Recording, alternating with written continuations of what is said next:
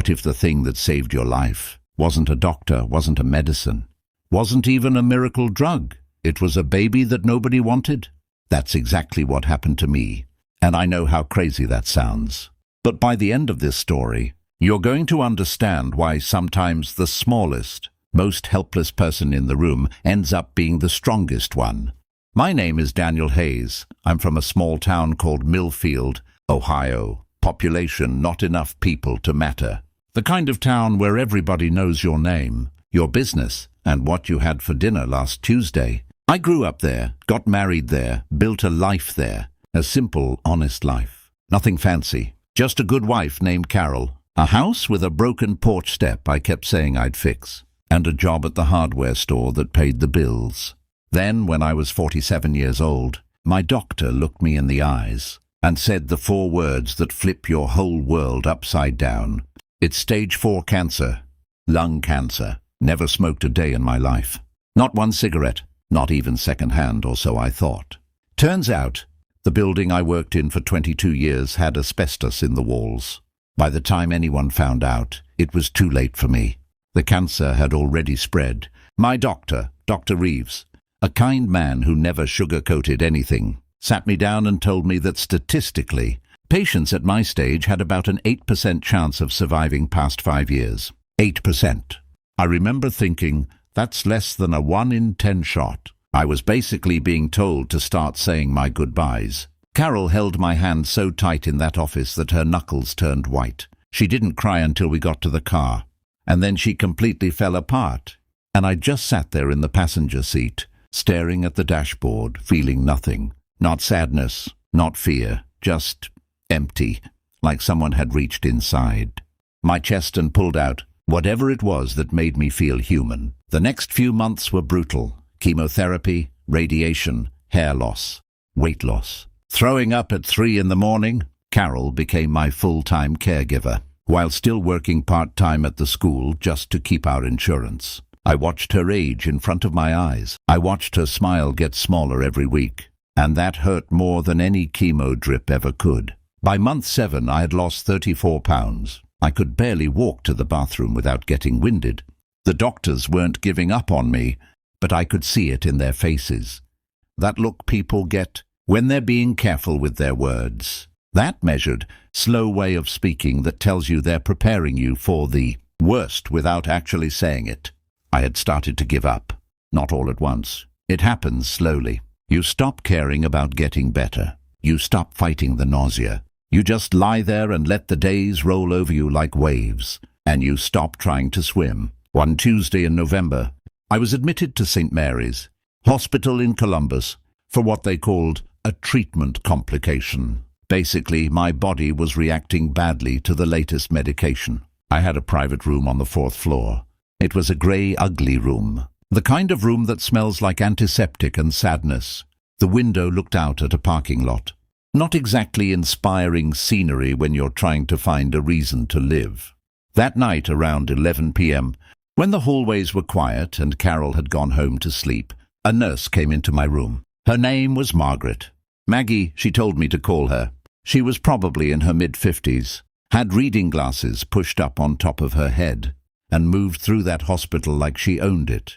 Calm, purposeful, like she'd seen everything and nothing could rattle her. She came in to check my vitals, and I remember just staring at the ceiling, not talking. Not watching TV, just existing. She noticed. "You doing okay, Mr. Hayes?" she asked. I gave her the answer everyone gives when they're not okay. "I'm fine." She looked at me for a second, really looked at me, the way people rarely do. And then she said something I didn't expect. "No, you're not.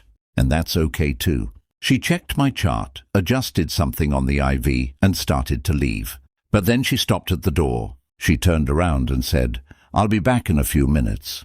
Don't go anywhere." And she actually smiled when she said it. Like that was funny, considering I was hooked up to about 4 different machines. I didn't think much of it. Nurses say things. They're trained to be warm. I'd learned not to read too much into it. But then she came back, and she was carrying a baby. Not a doll. Not a picture. An actual baby. Tiny, wrapped in a pale yellow hospital blanket. The baby was making those small, soft sounds that newborns make, not quite crying, just existing loudly. I sat up in bed. I probably looked ridiculous, this bald, thin, hollowed-out man trying to sit up straight like he had any dignity left. "What is—" I started. "Her name is not decided yet," Maggie said quietly. "She was brought in 3 hours ago. Mother was a young woman.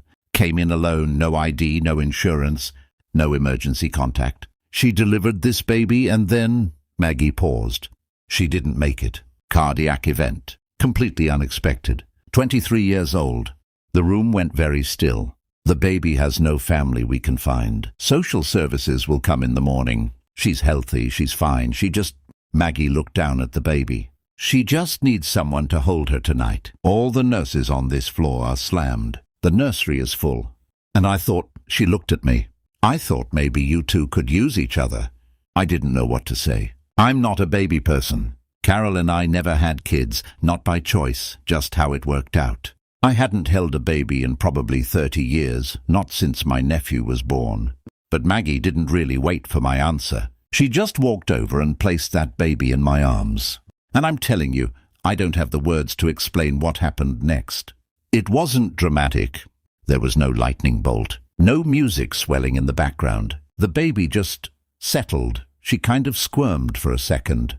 And then she went still, and she looked up at me with these dark, unfocused newborn eyes that can't really see yet, but somehow seem to see everything. And I started crying. Not the polite kind of crying where you dab your eyes. I mean the ugly, broken, chest-heaving kind of crying that you do when something that's been locked up inside you for a very long time finally gets out. I cried for the cancer. I cried for the 34 pounds. I cried for Carol's shrinking smile. I cried for the parking lot view and the antiseptic smell and the 8% chance. I cried for the young woman down the hall who was 23 years old and never got to hold her daughter, and the baby just lay there in my arms, warm, breathing, alive. I held her for 4 hours that night. Maggie came to check on us twice. Neither time did she say much. She just looked at us, nodded slowly, and left. Somewhere around 3 in the morning, something shifted inside me. I can't explain it scientifically. I'm not a doctor, but it felt like someone had reached back into my chest and put something back. Not the thing they took out. Something different, something smaller but stronger. I looked down at that baby and I made her a promise. Out loud in that grey ugly room with the parking lot view, I told her, this tiny stranger who had no name and no mother and no idea what world she'd been born into. I told her that somebody was going to fight for her, and that somebody was going to be me. I know. I'm a dying cancer patient making promises to a baby at 3 a.m. It sounds insane. But insane things happen in hospitals at night. That's just a fact. The next morning, when Carol came in, I told her everything. She listened without interrupting, which was not like her at all. Carol always interrupts. It's one of the things I love about her. When I finished, she was quiet for a long moment. Then she said, "What's her name?" And I said, "I was thinking Grace." Carol looked at me, this sick, bald, stubborn man who had spent the last 7 months slowly disappearing, and she said, "Then her name is Grace." Now here's where this story gets complicated, because adopting a child when you have stage 4 cancer is not exactly a simple process. Social services does not hand babies to dying men. That's not how any of this works. The system isn't built for it. Grace went into foster care, a good family, the Hendersons from what we were told. We had no legal claim to her. We were strangers. We had nothing on paper, but I had something else. I had a reason. I went back to Dr. Reeves 3 days after leaving the hospital, and I told him I wanted to try the clinical trial he'd mentioned 2 months earlier. The one I had refused because I didn't think it was worth the fight. He looked at me like I'd grown a second head, and then he started making calls. The next 8 months were the hardest of my life. Harder than the first round of chemo. Harder than the diagnosis. The trial medication hit me like a freight train. There were weeks where I was completely non-functional. Carol slept in a chair next to my bed at home because she was afraid of what she'd find in the morning. But every single day I thought about Grace. I didn't know where she was. I didn't know if she was okay. I just held onto the image of that baby in that yellow blanket and I kept going. We hired a lawyer, a young woman named Patricia, who specialized in family law and took our case at a reduced rate because, her words, "This is the kind of case I went to law school for." Patricia filed petition after petition. She argued that Carol and I had a documented, emotional and circumstantial bond with Grace from the night of her birth. She argued that we had stable housing, a support network, and genuine intent to provide a permanent home. Social services pushed back. Our caseworker, a man named Roy, who seemed personally offended by optimism, told us multiple times that our application was unlikely to succeed given my medical condition. I told Roy respectfully that I wasn't asking for his opinion on my survival odds. 14 months after that night in the hospital, the clinical trial showed results. Real results. My tumor markers dropped by 61%. Dr. Reeves used the word remarkable in a way he clearly didn't use it often. The cancer hadn't disappeared. It doesn't just disappear, but it had retreated significantly, enough that Dr. Reeves revised my prognosis upward in a way that he said he couldn't have predicted. We submitted the updated medical records to the court. 6 weeks later, a judge granted us temporary guardianship of Grace. She was 14 months old when she first came home with us. She had Carol's same look of pure stubbornness, which was funny because they shared no DNA whatsoever. She hated sleeping. She loved anything that made noise. She called me Da before she could say anything else, which I maintain was intentional and meaningful, and which Carol says was just random baby sounds. Carol is wrong. The adoption was finalized when Grace was 2 years and 3 months old. I stood in that courtroom, less bald now, 19 pounds heavier, still in treatment but standing on my own 2 feet. And when the judge said the words that made it official, I did the thing I told myself I wasn't going to do. I cried again, ugly, broken, chest-heaving. Carol too. Even Patricia the lawyer, who struck me as someone who kept her emotions in a locked box somewhere. Grace, for her part, sat on Carol's lap and tried to eat a crayon. She is 10 years old now. She's loud and brilliant and relentless. She plays soccer badly but with enormous passion. She reads above her grade level. She has strong opinions about breakfast foods. She makes friends everywhere. She goes because she has never once in her life met a stranger. Just people she hasn't talked to yet. She knows her story. We told her early, in age-appropriate pieces, the way the child's psychologist advised. We told her about her birth mother, that she was a young woman who was brave enough to bring Grace into the world and who loved her even in the short time she knew her. We told her about the hospital and the night and the yellow blanket. We told her that sometimes people find each other in the strangest ways, and that doesn't make the finding any less real. She asked me once, she was 7, sitting at the kitchen table eating cereal, and she asked me, "Daddy, were you scared when you were sick?" I told her yes. She thought about it for a second, very seriously, the way 7-year-olds do.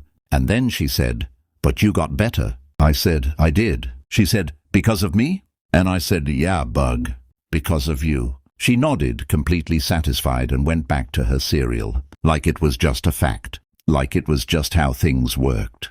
And you know what? She wasn't wrong. Here's what I want you to understand, because this is the part that matters. I am not a religious man. I don't have a clean explanation for what happened in that hospital room. I can't tell you why Maggie chose my room, or why that young mother came in alone that night, or why the cancer responded to the trial the way it did. I have no explanation for any of it. But I know this. When I was lying in that bed, I had stopped fighting completely. I had done that quiet, private thing that people who are very sick sometimes do. I had started letting go. Not dramatically, just loosening my grip. And then a stranger put a baby in my arms, and I grabbed back on. There is something that doctors don't always have a name for, but researchers have actually studied it. This connection between purpose and survival. A 20-sema study published in JAMA Network. Open found that people with a strong sense of life purpose had significantly lower risk of death from all causes. Viktor Frankl, a psychiatrist who survived the Nazi concentration camps, wrote about it decades ago, that the people who survived were not always the physically strongest. They were the ones who had a reason to survive. I don't think Grace saved my life by being magic. I think she saved my life by giving me a reason. And that's the thing nobody tells you when you get a diagnosis like mine. They tell you about treatments and statistics and percentages. They don't tell you that sometimes the most powerful medicine in the world is something to fight for. I still go to checkups. I'll be going to checkups for the rest of my life. The cancer has been in remission for 6 years now. Dr. Reeves doesn't use the word cured. That's not how cancer works. But he did tell me last year, with this look on his face like he still couldn't quite believe it, that I was one of the most unexpected outcomes of his career. I told him he should meet my daughter. She'd explain everything. Last month, Grace came home from school with a project she'd made in class. They were supposed to draw their family and write about someone who inspired them. She drew me, Carol, our dog Chester, and a yellow blanket. And underneath, in her 10-year-old handwriting, she wrote, "My dad was very sick before I was born. A nurse put me with him in the hospital and we saved each other. He is my hero and I am his. That is my family." I stood in the kitchen holding that piece of construction paper, and I did the thing. You know the thing by now. I am a 58-year-old man who has been through chemotherapy, radiation, clinical trials, a legal battle, and 10 years of a child who refuses to sleep at reasonable hours. And I have never been so completely, stupidly, overwhelmingly happy in my entire life. Sometimes the thing that saves you doesn't look like salvation. Sometimes it's small and wrapped in a yellow blanket and it can't even see you clearly yet, but it finds you anyway. And if you're smart, if you're lucky, you hold on. That video on your screen right now, watch it. Trust me, you're going to want to hear that one too.